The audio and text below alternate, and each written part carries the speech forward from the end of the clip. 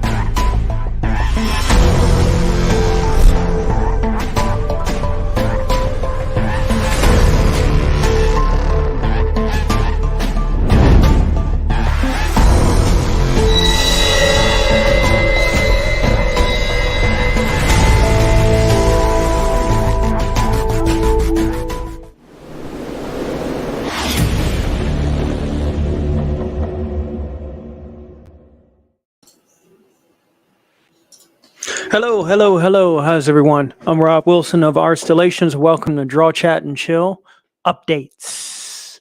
It is Monday the 24th in the month of October in the year of our Lord 2024. I'd like to welcome you here. It's been a great weekend. Hopefully all of y'all have had a great weekend as well. And yeah, we're here to rock and roll. I do our usual Monday thing, but this weekend from Friday until today has been very unique.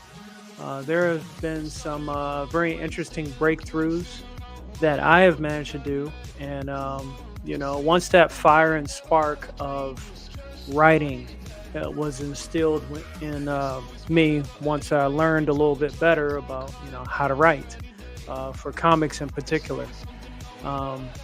Now I kind of can't stop writing, and going from script to what is about to be the work, the actual artwork and the placement of everything, the scenes, the thumbnails, and all that kind of stuff, and the inks and the colors and all the dialogue and all the fancy stuff, and then to print, and then to fulfillment and all that, and then campaign. I added outlining to my list of things even before I hit script writing. And I get it. Some people say, you need more than just a script and all that stuff. That's fine. Professionals are professionals. I'm trying to build up to a professional level. So, in this free space of Comicsgate where freedom reigns, people can do it their way in different ways and see how it works with their audience. That whole thing of building the audience, great. It's a whole nother factor that most people didn't have to deal with. Hail to Mustache Man and hail to Mo Biggs. Thanks for stopping by.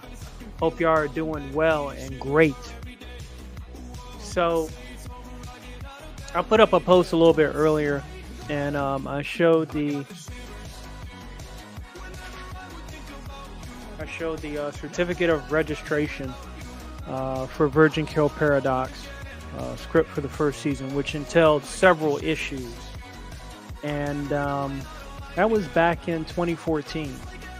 Now, it was filed a little bit earlier than that, but I got so much pushback because I had to give credit to Jason Terrell. He was one of my closest buddies and friends at the time, before he passed. And, we worked on that thing. We joked and talked about it and added ideas. He had his own characters he wanted to add to the mix and that kind of thing. So we were really excited to do it. But at the same time, we weren't the professionals. We weren't in the industry for, 10, 20, 30, 40, 50 years, We weren't those guys. So we had to make stuff work the way that, we had to learn on the fly. So us coming off of anime, he was a big comic book fan. I think he had a lot of the epic stuff like the Infinity Gauntlet, Marvel and DC titles, mainly Marvel titles. We did a lot of brainstorming. At the same time, after we got that copywritten, because apparently U.S. Copyright Office thought that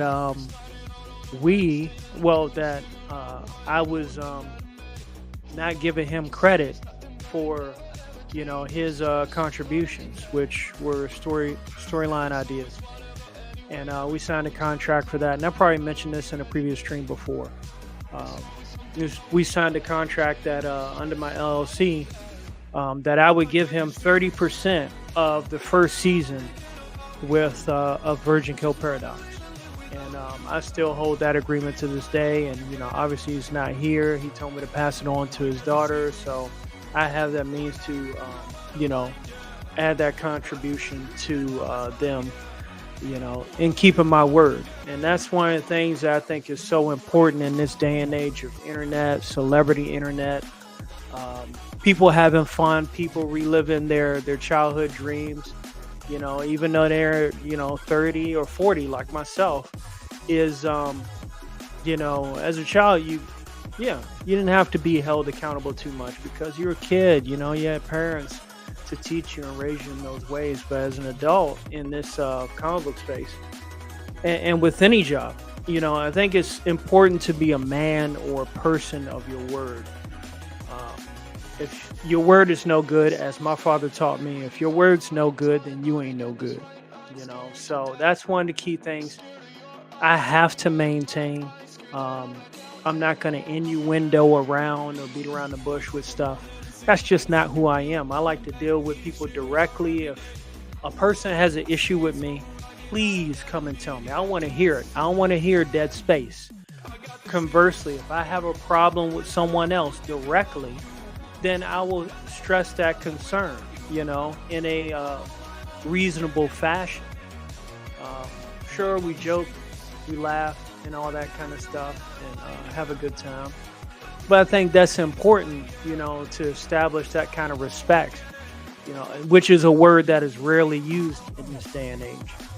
So, in keeping that, long story short, that's one of the reasons why I'm making sure that, with Virgin Kill Paradox back up on the rise through We Comics, through Omni Imagination Interactive LLC, which is the full name of We Comics, that I make sure that it is established and that it is spoken out loud that I still honor that contract from an old friend. So, during around the time when we were waiting on this, acknowledgement, he had to somehow submit his rights to, his contribution in order for us to get the certificate of registration. We didn't understand that, but they waited like 6 months. We had to chase, contact U.S. Copyright Office and ask, hey, what the heck is going on?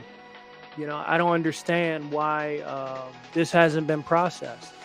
And speaking to the lady on the phone at the U.S. Copyright Office, she was stating, we're not sure that, you can claim this copyright because, Jason Terrell's name on it. I was like, well, I'm giving him credit, in the copyright. So what do you mean I can't file it? It's, that's nonsense. So in 2014, independent comics weren't really that big of a path to take. Some people, when I talked to them about doing an independent comic, they thought that was laughable. You know, you had to go to conventions to sell your stuff. The tide has turned and changed in this day and age now. So moving forward with that, 2014, the script being copywritten and the concept art, sketches, and all that stuff was being done. Then we started putting together a couple pages. There was a lot of back and forth. Some stuff he didn't like what I was drawing up. I always love hearing, hey, what's the plan before I start working? And some of that I didn't get a chance to do. And then me and him were doing the eFed thing, so I was doing a lot of video editing, which was a great time. It was definitely a great time. But that allowed me to obtain skills in, making trailers, making podcasts and all that kind of stuff back in the day. Like oh gosh, I think we were doing that like from 2011 maybe to 2015, somewhere around there. It was a great time. And then that spun off into True Radio Network, and I had my backing of that. I supported that, and it was a venture where no one was really making any money. So I still focus on my comic book stuff. And then 2016, first deployment, and I got a chance to do some learning about business. Let's see, Mobig says, speaking of credit, I heard you get Netflix as part of your cable package. Did you at least get an executive producer credit for Cuties? No. But I'm waiting for 80s Made to Photoshop my name in the credits, and that'll be a great running joke, Mo Biggs. I like that one. Thank you for that one. So yeah, first deployment. Spent time drawing, dealing with Photoshop, which was getting on my nerves because it was killing my computer. You always got to upgrade it, and, upgrade your hardware in order to keep up with Photoshop. So then I took a venture out into Clip Studio Paint, and then I started practicing with that. And I already had quite a few good tools. So from 2016, 2017, I got back, new set of skills, ready to get my LLC started, which was Omni Imagination Interactive LLC.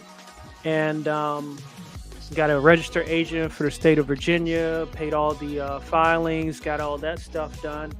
And that's when, me and him, Jace Terrell, we did the contract for 30% for him for the first season. So from there, what was it?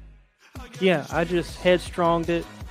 He had the True Radio Network thing going on. That took up most of his time, so he didn't really have time to do any writing. I did ask him if he could help me write it, but he had other business ventures that involved a lot of people.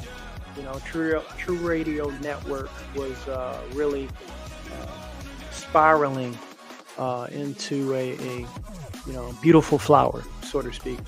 And from there, I was like, hey, I got to do it myself. One guy that I learned from, he was teaching how to do Kickstarter campaigns. He was saying, instead of ready, aim, shoot, sometimes you have to shoot and then readjust your aim and then go for fire. So that's what I did.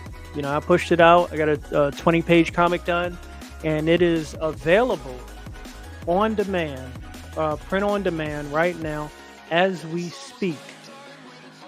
And it is on, Art Tamara. Let me go ahead and share that with you. The thing with Art Tamara so far,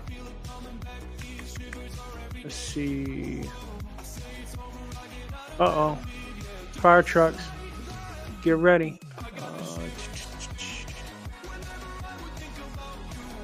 So yeah, the thing with Artemirith, it is available, and let me see here. I'm putting the. Oof, I'm getting hungry already. Dang. I had a killer workout today. There's something about having a killer workout that really humbles your spirit, and you feel so much better for it too. So yeah, Artemirith, the ninth art, I believe that's what it's called. This has been up since about, I think, 2019, I think, somewhere around there. So it's been out and about and ready to go. I couldn't get much feedback from the people I knew. I don't know how much of a comic book fans they were, or especially of independent comics, because most people, they know Spider-Man, Captain America, the Avengers, Iron Man, Superman, Batman, Wonder Woman, all them usual folks. Who's gonna take a chance with a totally new comic? Some people will hop on once it's got enough popularity, so to speak, and that is what it is. But I can't sit back and wait and hope that good things happen with this comic. I got to push it out. I got to get the ideas out there. I got to get the story out there. I got to get it into tangible hands. Tangible hands. Okay? So that's my goal. Again, not my best work, but it was a testament that it could be done and it could be made with my low budget, so to speak. So that's one of the key things that I've been looking at. And hold on, I'm looking at something, trying to make sure it's nothing incriminating on here. So I'm gonna share this too. So far, one person did buy the previous comic, and also this is a new update. Creator's Proof I just ordered for the Marshall Fine Art print, and that's what I'll be having at Artemirith as well. I'll be having art prints, I'll be having comic books, print on demand. I'll be having probably not the t-shirts on here, because I looked at the t-shirts compared to my previous merch store, and my current merch store that I have, they do it better. If Artemirith could do trading cards, I'd have them available on here too. So that's kind of where we're at with that right now. I do thank the person that did purchase VKP 0 on the 19th, wherever that was. I have no idea, but that is where we're going. I'm going to keep talking about it. Again, it's not my best work, but it's a testament that I have done some work, and I plan on doing a whole lot more. Now, the other thing that I have to share with you guys, I can't show you the names of these comics, but I have managed to create a timeline, so to speak, for the comics, not just one comic, the comics that I plan on having out there. So, me growing up being a MCU fan, and I saw that Ant-Man and Wasp trailer just moments before I came online, and it seemed all right, usual MCU stuff, just a lot of flashy Disney-like stuff now. It's not like it used to be, like grit, Iron Man 1, kind of feel. Man, everything's just, just flashing and streaks of blurs and all this stuff. I guess that's the way you do it when you have all these universes and multiverses interconnected in timelines. And even the trailer to the music sounded like it was Thor Ragnarok. It almost seems like they can't get past that era now. If Guardians of the Galaxy sounds, old school music, and then Thor Ragnarok has synthwave. I didn't even watch Love and Thunder, which I imagine it probably has synthwave in it too, which kicks back to the 80s. And then Ant-Man and the Wasp, Quantumania, has synthwave, this little retro style type of music. What the hell era are they living in? Can we get some kind of difference? And shout out to Jeff Mason, one of my former NCOs. He was one of the first people, only person I think, to point out that Doctor Strange's music in the first movie was basically the Star Trek music with Chris Pine. It sounded very similar. So I don't know what the film scores, but Ant-Man and the Wasp: Quantumania. It'll be another installment. They just showed Kang's face, finally in the theater outside of that terrible Loki show. And we'll see what happens. I'm sure it'll be something where, they had to both compromise. And, Scott Lang is responsible for releasing Kang the Conqueror. And then you get, the Kang Dynasty, Avengers Kang Dynasty, or the Kang Wars, or whatever the hell they're calling it. We'll get that, and it'll just be a hot mess. But we'll see what happens. In that series, looks like most of the cast is still there, and then the daughter is, creating quantum devices, quantum device satellites. Great, she's super smart. Kudos. But long story short, my time of learning from the MCU, the first 10 years, as how they did phases, which is something I'm actually doing now. Oh, I like to say, hell CG.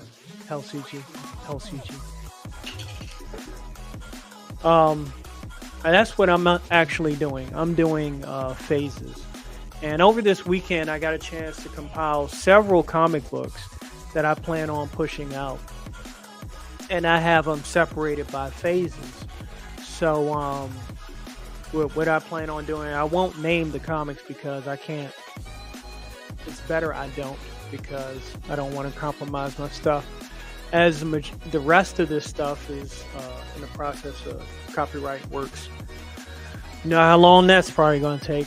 So in phase 1 of Week Comics, I'm going to have 3 issues of what is known as Virgin Kill Paradox. I've been talking about it, for the few people that do watch what I do, that doesn't hate me because somebody else doesn't like me. I don't care. But for the Virgin Kill Paradox, it will be 3 issues. Those 3 issues will be about 64 pages. Well, yeah, they'll be 64 pages. After that, it will be another comic, which will be 3 issues. And then another comic, totally different title, 3 issues. So that'll be phase 1. Phase 2, introducing a new comic, only 1 issue. Okay. VKP. Actually, you know what? I think I'm going to switch it to maybe 2. It might be 2 issues for the totally original comic. New one. I'll put it that way. And then BKP is going to be 2 issues. And then the other 2 titles from the first phase will have 2 issues. And then phase 3, I'm going to introduce another character with that character's comic. And that'll be 2 issues. And then VKP will be 1 issue. And then the previous 3 comics from the other 2 phases will be 1 issue too. And then after that, we're going to have a really big event. That's what I'm planning. A really big event to kind of connect all the dots of these separate titles. And if I could, I would hope for that to be a 100-page comic. Like a super, really big super comic. Graphic novel, maybe hardcover, something like that. But I want it to be as epic as possible. Then after that, I introduce new characters, and then we'll have the fallout after. How each of those individual characters and their titles and their world was affected by the big event. So that's how I plan on doing it. I guess that's the MCU version of the Marvel way, as opposed to, drawing the Marvel way with the comics and stuff, drawing some panels and then adding in the words later. So that is how I'm going to do it.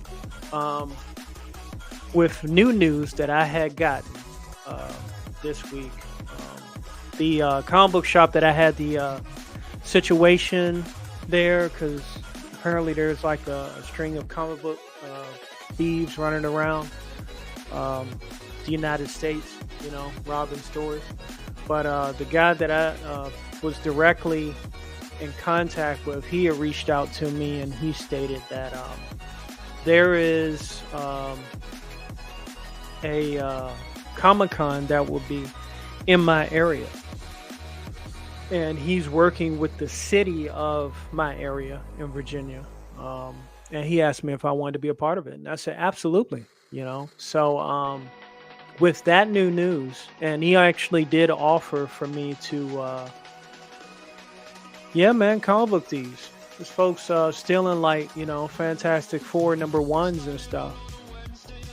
People want to dial for funny books. Yeah, it's crazy. You know how it is, man. Anything of value, especially old vintage stuff, those are what are considered in this day and age assets. It's like old collectible trading cards. They're worth something. If somebody really wants them, they're they'll buy it.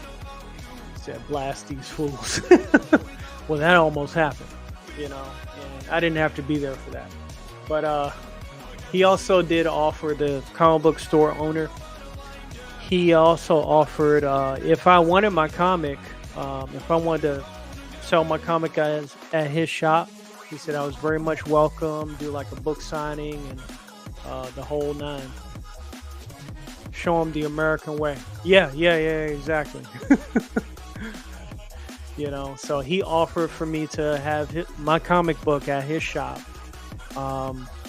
And he also invited me to I guess it'll be a new thing for my area, to have a local Comic-Con, and I'll be part of that. But since he mentioned that, there was a slight change that I'm going to have to do with how I set up my comics now, because now I have an expanded market that I need to make sure that I'm appealing to, not just the crowdfunding market. And what I plan on doing is, for these 64-page comics that I'll be doing them in 20 to 28-page segments.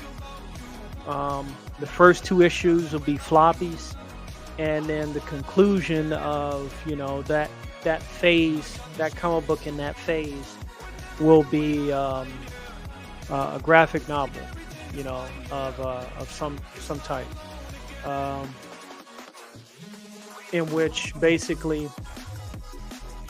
it'll have the first 2 issues in it, and then the conclusion will be an extended amount of pages beyond what the each issues 1 and 2 would be.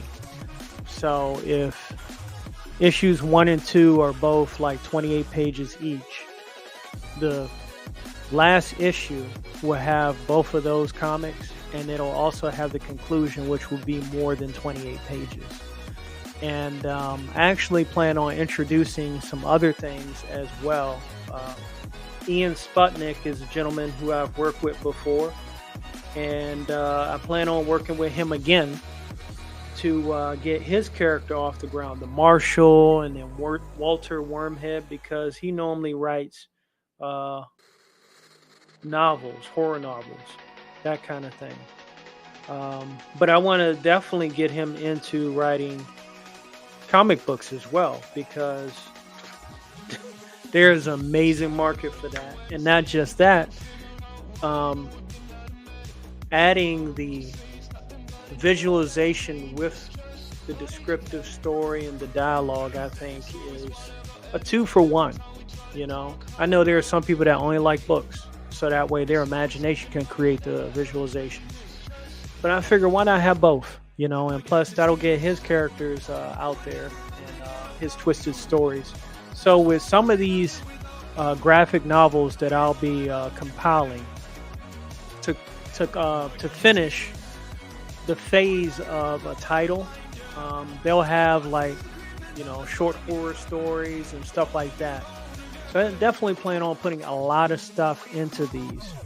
And for right now, I think the best thing that I can do is put out some floppies and have those available, you know, if people want to get them on demand. But I need those floppies for comic book conventions and also my local farmers market, which there are people that sell art out there, people that sell water, barbecue. So if I can sell comics and eat some barbecue outside and, you know, set up a table every week, you know, or every other week, that's great. You know, I get a chance to talk to people and interact. So a streamer, Lolo Arts today, he was drawing a cover for his novel. Nice. Yeah. See, they're out there. I was like, I'm not much of a reader. And that's the thing, you know, that's why we're manga, Hagi Higman, manga and American comics have that combination of dialogue and the, you know, the descriptive art. You know, the art tells the story too.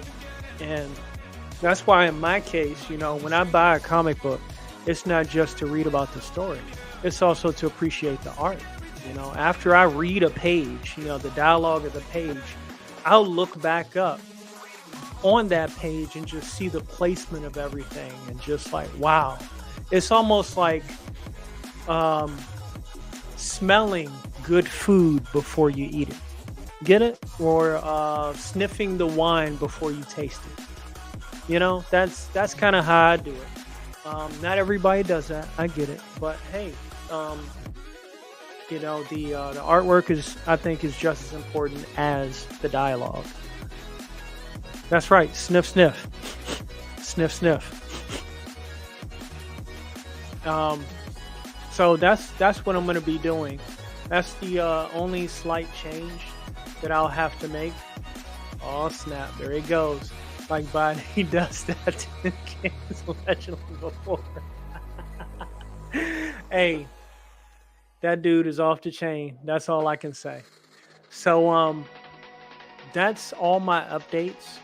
And now we're going to get over into a few things. I'm going to mention, since I know about this, and I know this week he's going to be promoting it. And let's see.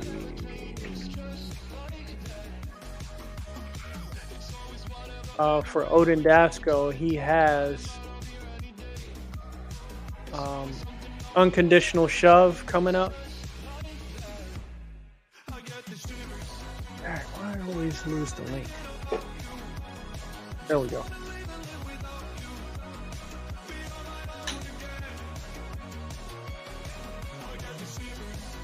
Don't mind the music. I just picked some random music, so that's what's going on with that. Let me share this right quick. I know he's really excited about getting this one out. Unconditional Shove launches, I think, this Saturday. They're doing the launch party on 80s Made, his show, and 80s Made Consumer, and they are launching it there. Man, I'm giving up my damn email. I already gave it up. Oh snap. An error occurred. Okay. All right. Whatever. Twitch is being weird. Hey, what's going on, Anthony Savoy? Love your t-shirt. That's the same shirt I have. I wear it all the time. Good, man. Yeah, man. We comics got to represent it, you know. I kind of played off of that old Hollywood production. Was it Hollywood Films, Hollywood Pictures, you know, and brought that back. So Unconditional Shove launches the 29th, this Saturday. It's the last Saturday of October as we go into Halloween. So be sure to check that out. Sign up via the sign up via email, and that'll be going on. So another thing I wanted to touch bases on is that Black Adam is doing great. You know, internationally, what it cleared like 160 million or something. Pretty decent, a decent start. And I want to share with you guys something that really surprised me. And these small little details that occur for some of us that, you know, played DCU, Injustice. There is a small little detail I want to draw attention to. I thought it was absolutely amazing. I'm trying to see if I can get.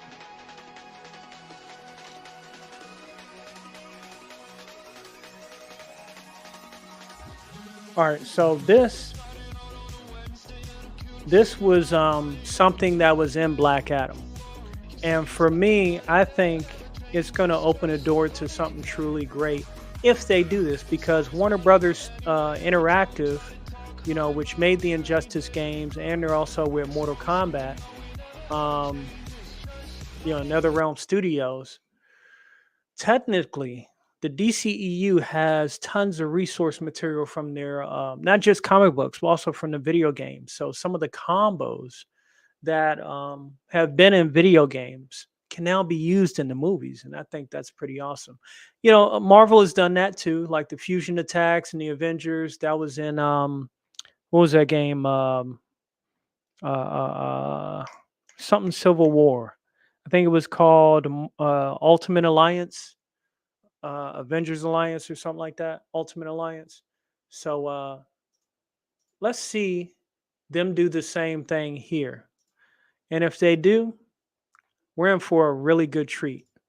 So I'm gonna share this right quick and just kind of consider what the hell we're in store for if they're smart.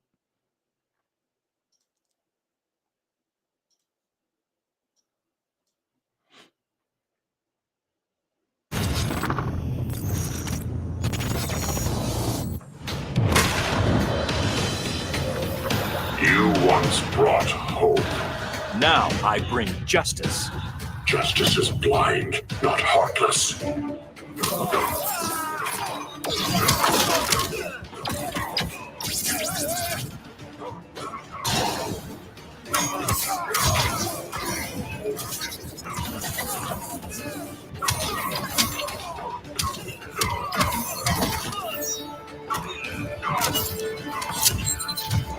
Vengeance of horror.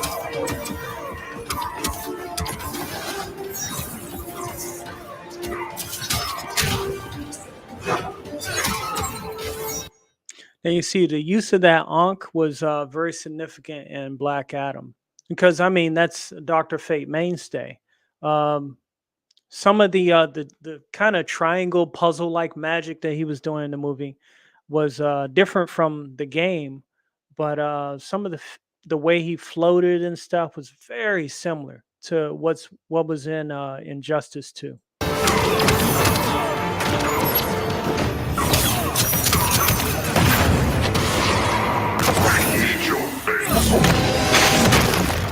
This was in Black Adam.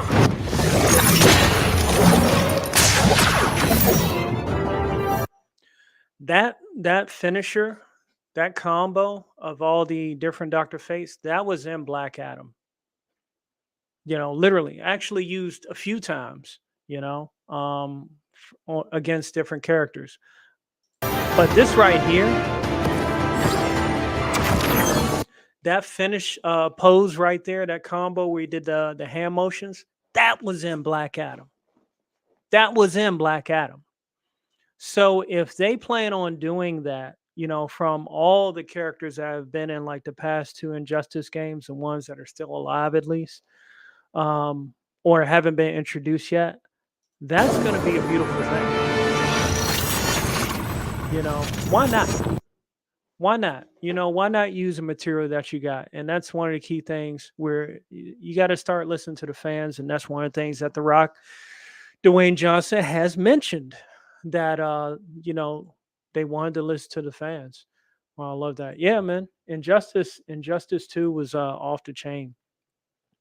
It's kind of easy, but if you didn't play that game a lot, it was very easy to fall off. you know, very brutal, very brutal. So I got one more reference for you when it comes to uh, the DCEU, so to speak. So I think this is important to highlight where we could go in the future if they listen to the fans and not just I get it, the hardcore fans and the normies alike. Why not listen to a little bit of both?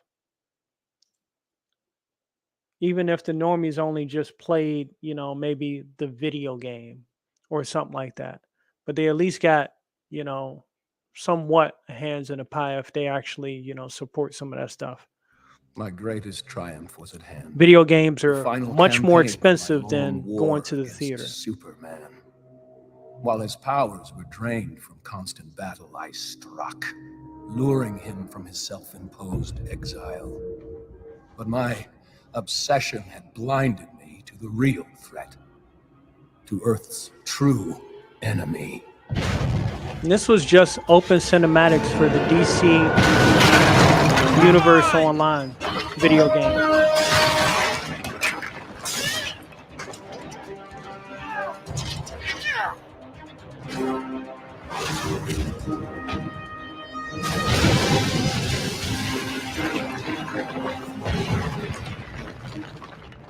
Giganto always getting knocked out. Pick on someone your own size. Cyborg, concentrate fire on Luthor while I call down some artillery.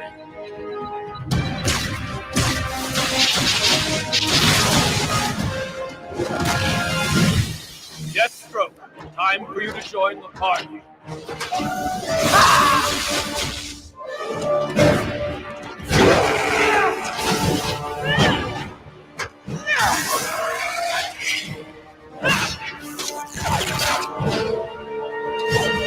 Come on! We've got lots of murdering to do.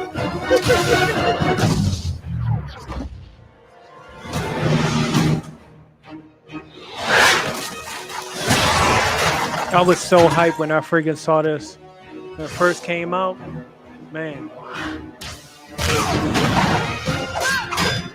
Damn, Sour looks happy. Yeah, all that debris. Who wouldn't be ashy? Lose something? Greetings, sister.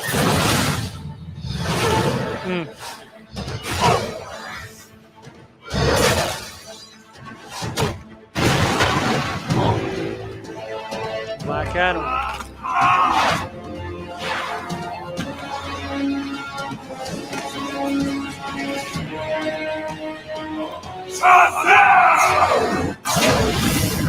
He was able to track Flash's speed.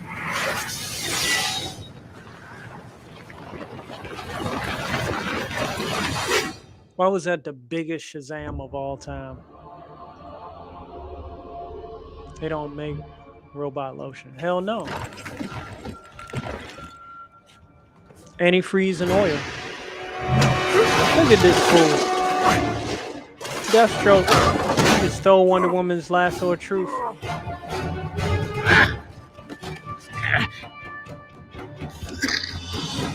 What's this? Nobody kills the Bat but me! Batman was always folks just dying. Call him. Bring him to me. With cinematics like this, you don't have him giving up. I hope they do great things. If they do great things, you got my support. That's the whole key thing. Calling stuff out when it's wrong, calling stuff out when it's right. Playing it fair. Adam!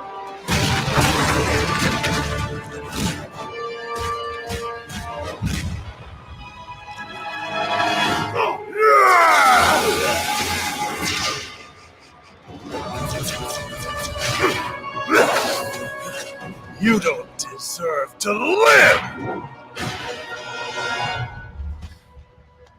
Diana. Kryptonite in the mouth, bruh. How creative is that? That's some villain stuff right there. Beaten by a mere man. No. You've lost everything. No. I beat you. Double twist.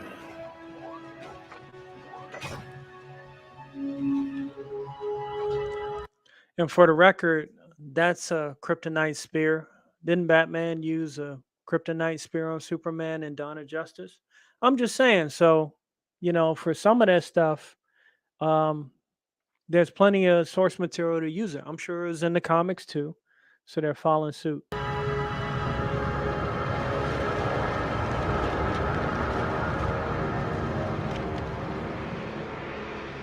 Brainiac had returned. For years, he'd been stealing the powers of Earth's protectors, but we were too busy fighting amongst ourselves to see the danger.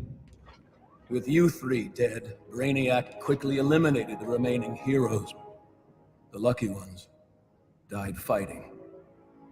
Finally, I alone survived, a rat in the walls of the Brainiac construct.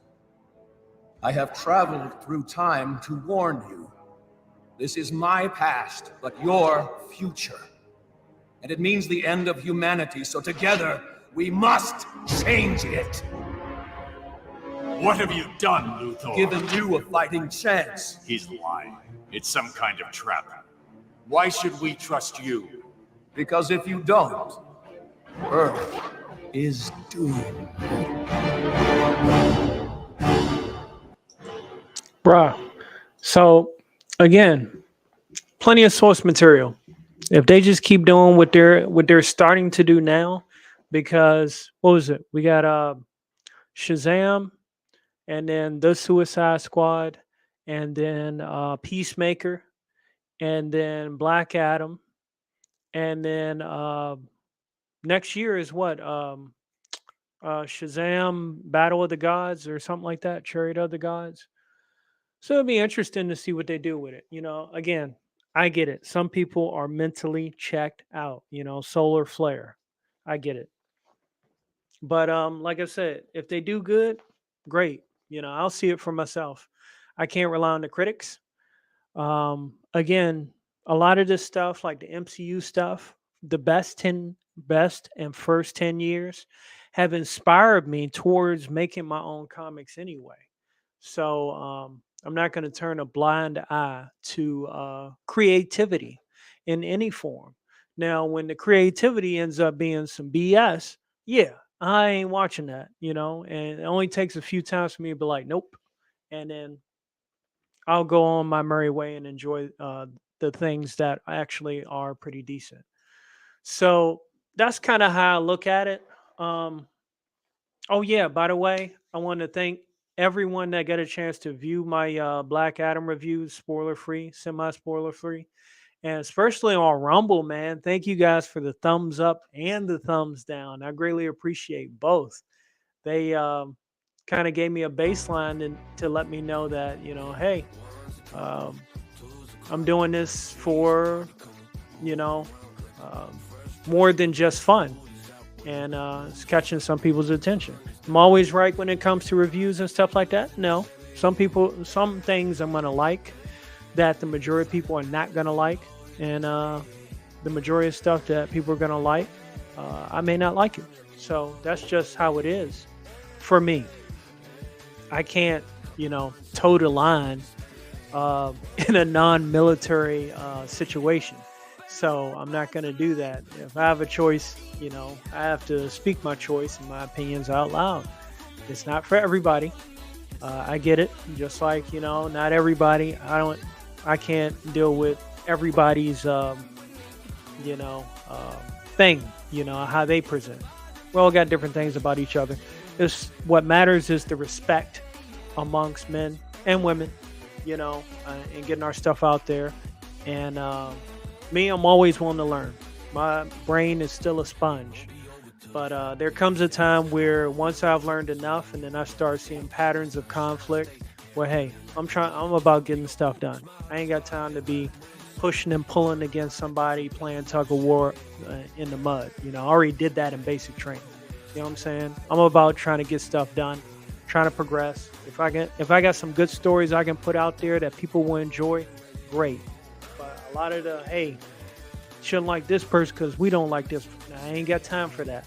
Straight up. If that person does something to me directly wrong, okay. I learned my lesson not to deal with that person.